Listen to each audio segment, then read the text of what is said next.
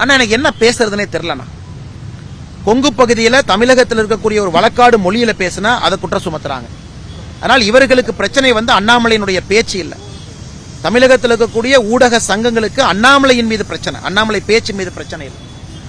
எங்க வீட்டில் ஒரு விவசாய குடும்பத்தில் ஒரு மாட்டை பால் கறக்கணும்னா காம்புக்கு எண்ணெய் போட்டு நீவி பக்குவமா பார்த்து அதன் பிறகு மாட்டினுடைய கண்ணு அந்த பாலை ஊட்டும். அதன் பிறகுதான் நாம் பால் பீச்சுவோம். அந்த கண்ணு ஊட்டும் பொழுது பார்த்து பக்குவமா பல் படாம அந்த அளவுக்கு கேர்ஃபுல்லா அது திரும்ப நீவி அதன் பிறகு பால் பீச்சுவோம். அப்ப அந்த அளவுக்கு உதயநிதி ஸ்டாலினுக்கு கோச்சிங் கொடுத்து பக்குவமா எப்படி ஒரு மாட்டினுடைய கண் தன்னுடைய தாயினுடைய காம்புல பல் படாம அதே போல எண்ணெய் எல்லாம் போட்டு நீவி நல்லெண்ணெய் எல்லாம் போட்டு நீவி அதன் பிறகு பல் படாம அதை ரெடி பண்ணி அந்த மாட்டை அந்த அளவுக்கு ஆடுற மாட்டை ஆட வச்சு அந்த அளவுக்கு ஒரு மாட்டினுடைய பாலை எடுப்பதற்கு எவ்வளவு கஷ்டமோ உதயநிதி ஸ்டாலின் ஒரு நெறியாளர் இன்டர்வியூ எடுத்திருக்காங்க. இதுல என்ன தவறுன்னு எனக்கு புரியல. நானும் ஆரம்பத்திலிருந்து பார்த்து கொண்டிருக்கின்றேன். எல்லாத்துக்கும் எல்லதான் இருக்கு. அண்ணாமலையை பொறுத்தவரை என்னுடைய பேச்சில் என்ன பேசுற அப்படிங்கறத மிக தெளிவாக உணர்ந்துதான் நான் பேசுறேன். நாளை மறுநாளும் இந்த வழக்காடு மொழியை நான் பயன்படுத்தத்தான் போறேன்.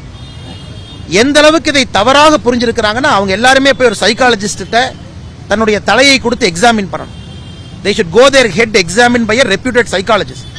போய் கிளினிக்கல் சைக்காலஜிஸ்ட் கொடுத்து எந்த வார்த்தை சொன்னாலும் கூட ஒரு வன்மத்தை கற்பித்து அதில் ஒரு வன்மத்தை பார்த்து தமிழகத்தில் ஒரு கும்பல் கிளம்பி இருக்கு. இப்போ அரசியல் கட்சி என்கிட்ட நீங்க கமெண்ட் கேட்டீங்கன்னா உதயநிதி ஸ்டாலின் நீங்க எந்த மாதிரி கேள்வினா நீங்க ஒரு பிரபலமான திரைப்பட நடிகர், அங்கிருந்து நீங்க இன்னைக்கு அரசியல் துறைக்கு வந்திருக்கீங்க, எது கஷ்டம்? இந்த மாதிரி கேள்வியில என்னென்ன இதெல்லாம் என்ன செட்டிங் கேள்வியா? இதற்காகத்தான் பார்த்து பல்படாம எப்படி ஒரு மாட்டிலே பால் கறப்பீங்களோ அந்த மாதிரி உதயநிதி ஸ்டாலினை தொடவி ஒரு மாட்டினுடைய காம்புக்கு இதை தொடவி உடனே இதுக்கு ஒரு குரூப் கிளம்பிடுவாங்க.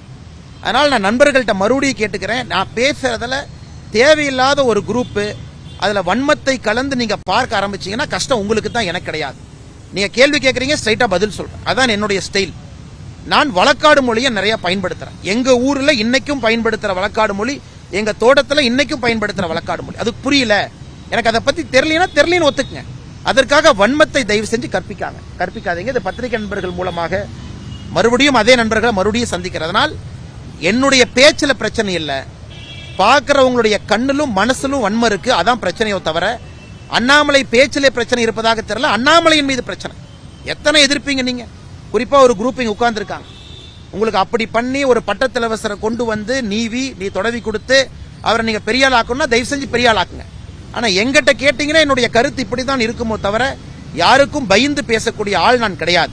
அதனால எந்த காரணத்துக்கு இந்த மன்னிப்பு கூந்தல்லாம் கேட்க முடியாதுங்க. மறுபடியும் நாளைக்கு ஒரு இடத்துல இந்த பதத்தை பயன்படுத்த வேண்டும் என்றால் நிச்சயமா பயன்படுத்துவேன். என்னை பொறுத்தவரை அதுல 1% தவறு எங்கேயும் நான் பார்க்கவில்லை.